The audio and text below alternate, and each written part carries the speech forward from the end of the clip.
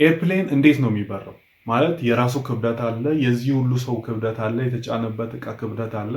እነዚህን ሁሉ ይዞ የሚነሳበትን ኃይል የሚያመጣ ይህንን ጥያቄ ለመመለስ ጀስት ለት ሚ አስክ ዩ ሲምፕል ኩዌስችን። ለምሳሌ አውሎ ንፋስ ቢመጣና የቤታችሁን ጣሪያ አያርገውና የቤታችሁን ጣሪያ ገንጥሎ ይዞት ቢሄድ ሁለት አይነት ነፋስ አለ በዛ ሰዓት ላይ አይደል? አንደኛው ከላይ በኩል በፍጥነት እያለፈ ያለው አውሎ ነፋሱ፣ ሁለተኛው ደግሞ ቤት ውስጥ ያለ አየር። ቤቱ በአራቱም ጎን የተከበበ ስለሆነ አየር አለ ቁጭ ብሎ ያለ።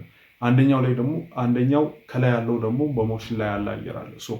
ጣሪያውን ወደ ላይ ገንጥሎ ያነሳው የትኛው? ከላይ የነበረ አየር ነው? ከታች ያለ የነበረ አየር ነው? ከታች ቁጭ ብሎ የነበረ አየር ነው። ይህንን ለመረዳት ወይም ይህንን ጥያቄ ከመለስን ሊተራሊ የኤርፕሌኑንም እንመልሳለን። ስለዚህ ለምሳሌ ሲምፕል ኤክስፐሪመንት እንስራ። ይሄኛው ወረቀት እንደምታዩት ግራቪቲ ስለሚስበው ወደ ታች ይወርዳል አይደል? ለሚሽው ሳምቲንግ ለምሳሌ ከታች የነበረው አየር ቆሞ ነው ያለው፣ ከላይ ደግሞ አንድ ሞሽን ላይ ያለ ወይንም ደግሞ ሙቭመንት ላይ ያለ ንፋስ ይስታል።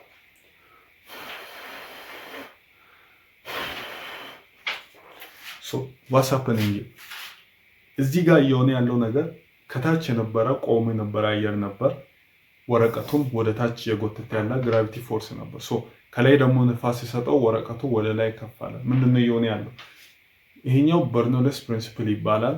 በርኖለስ ፕሪንሲፕል ምንድነው የሚለው? ቆሞ ያለ አየር እየሄደ ካለው ንፋስ ፍሉድ ብላችሁ ጥሩት፣ አየር ብቻ አይደለም አክቹአሊ ሊኩዊድንም ስለሚያጠቃልል እየሄደ ያለው ሊኩዊድ ከቆመው ሊኩዊድ ያነሰ ፕሬሸር አለው። ስለዚህ ከታች ያለው ቆሞ ነው ያለው፣ ከላይ ያለው ደግሞ ሞሽን ላይ ነው ያለው። ስለዚህ የቆመው ወደ ላይ ገፍቶ ያነሳዋል፣ ምክንያቱም የመግፋት ጉልበት የተሻለ ስላለው እየሄደ ካለው ይልቅ። ስለዚህ ምንድነው የቤታችሁን ጣሪያ ገንጥሎ ያነሳው? ከውስጥ በኩል ቆሞ ያለ አየር ወይንም ደግሞ እየተነፈሳችሁ ያላችሁት ቆሞ ያለ በቃ ስቴዲ ስቴት ላይ ያለው ያኛው አየር ነው ወደ ላይ ገፍተው ወይንም ገንጥሎ ጣሪያችሁን ያነሳው። ከላይ ያለው ጀስት ምንድን ያደረገው? ተነስቶ የተሰጠውን ጣሪያ ይዞ ነው የሄደው። ስለዚህ ኤርፕሌንም በዚህ መሰረት ነው የሚሰራው።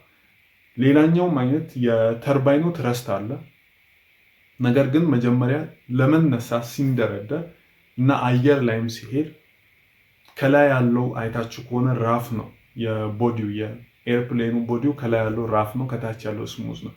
ስሙዝ የሆነው አየሩን ከታች ያለውን ሳይጎዳ ወይንም ደግሞ በቆመበት እያለ ዝም ብሎ አልፎት ይሄዳል ቆርጦ እየገባ። ከላይ ያለው ግን ራፍ ስለሆነ አየሩን ተርቡለንስ ያስነሳል እንደ ማዕበል ማለት ነው። ስለዚህ ከላይ ያለው ይንቀሳቀሳል ሃይ ስፒድ፣ ከታች ያለው ደግሞ ቆማል። ስለዚህ የቆመው ወደ ላይ ኤርፕሌኑን እየገፋ ያነሳዋል ማለት ነው። ስለዚህም ነው ኤርፕሌን ኦልሞስት ካለው ፔትሮሊየም ወይንም ከሚጠቀመው ነዳጅ 75%ን ለመነሳትና ለመቀመጥ ነው የሚጠቀመው። ኦልሞስት የትኛውን ጉዞ ሲያደርግ 25%ን ነው፣ ዲስታንሱ የተለያየ ቢሆንም 25% ብቻ ነው ኮንሱም የሚያደርገው።